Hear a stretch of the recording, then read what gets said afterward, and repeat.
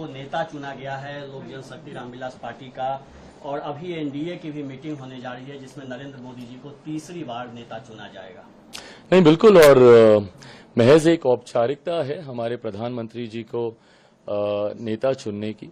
हम सब ने उन्हीं के ही नेतृत्व में चुनाव लड़ा और उन्हीं के नेतृत्व में ये सामर्थ्य था कि लगातार तीसरी बार एनडीए इस प्रचंड बहुमत के साथ सरकार बनाने जा रहा है।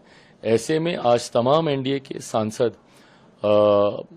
इकट्ठे होंगे संविधान सदन में, वहां पर इकट्ठे होकर इस औपचारिकता को पूरा किया जाएगा और जल्द एनडीए सरकार बनाने जा रहा है। तीसरी बार प्रधानमंत्री जी शपथ लेने जा रहे हैं और ये सरकार उतनी ही मजबूत होगी जितनी मजबूती से पिछले 10 सालों में ये सरकार चली है। और जैसा मेरे प्रधानमंत्री जी ने कहा था कि ये 10 साल तो ट्रेलर हैं, अभी कई कार्य और होने बाकी हैं। इन 5 सालों में वो तमाम कार्य धरातल पर उतरते हुए दिखाई देंगे। आपने ये भी देखा होगा, कल आपने बहुत इंटरव्यू भी दिया, इस सबके बीच आ रहा था कि एलजेपी की तरफ से डिमांड किए गए हैं, पोर्टफोलियो के डिमांड किए गए हैं, कुछ डिमांड है। क्या आप लोग का वाकई कोई डिमांड? मैं आपके माध्यम से सिरे से, क्योंकि मैं भी मीडिया के माध्यम से कई खबरें अपने ही बारे में, अपनी पार्टी के बारे में मैं सुन रहा था, मैं सिरे से इन तमाम अफवाहों को खारिज करता हूं। लोक जनशक्ति पार्टी का पूरा समर्पण हमारे नेता आदरणीय नरेंद्र मोदी जी के लिए है, इसमें कहीं कोई दो राय नहीं है।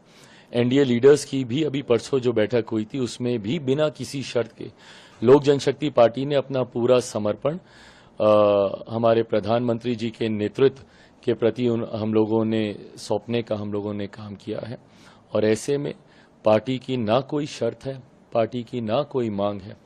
और मैं एनडीए की तरफ से भी इस बात को कह सकता हूं, एनडीए के किसी घटक दल ने उस दिन बैठक में ना कोई शर्त रखी, ना कोई मांग रखी। बिना किसी शर्त, बिना किसी मांग के हम लोगों ने हमारे प्रधानमंत्री जी के नेतृत्व को स्वीकारते हुए उनको अपना समर्थन देने का हम लोगों ने काम किया है। और आज महामहिम राष्ट्रपति जी से भी संभवतः दिन में तमाम एनडीए के नेता मुलाकात कर कर उनको भी अपना समर्थन पत्र, प्रधानमंत्री जी के नेतृत्व वाली चिट्ठी उनको भी सौंपी जाएगी। आखिरी सवाल की जेडीयू ने अग्निपथ स्कीम को लेकर कहा कि रिव्यू होना चाहिए, आपकी पार्टी का क्या मत है? देखिए, गठबंधन में, और ये स्वतंत्रता हमारे प्रधानमंत्री जी ही हमें देते हैं कि गठबंधन में किसी भी तरीके के विषय पर खुलकर हम लोग चर्चा कर सकते हैं। उस दिन भी उस एनडीए लीडर्स की बैठक में भी प्रधानमंत्री जी ने हाईलाइट करके इस बात को कहा कि कोई भी सुझाव हुआ, एंड माय प्राइम मिनिस्टर, अच्छी बात यह है कि वो हमेशा सजेशन, सुझावों के लिए वो हमेशा सुनने को तैयार रहते हैं। पिछले 10 साल हम लोगों ने इस बात का अनुभव किया।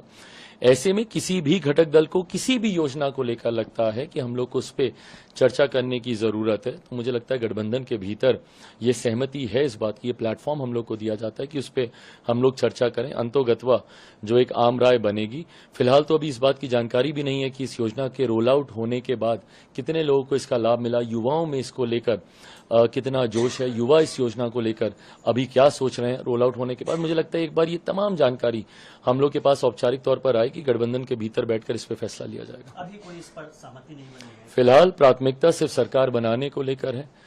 बहुत जल्द शपथ ग्रहण समारोह होगा। एक बार ये तमाम गर्मागर्मी सरकार तीसरी बार बन जाए, सुचारू रूप से कार्य करने लग जाए, 100 दिन का हम लोग का एक रोड मैप तैयार हो जाए कि क्या क्या कार्य हम लोग को करने हैं, उस दौरान इन तमाम बातों पर चर्चा हो जाएगी। कोई बड़ी बात नहीं। शुक्रिया। Thank you.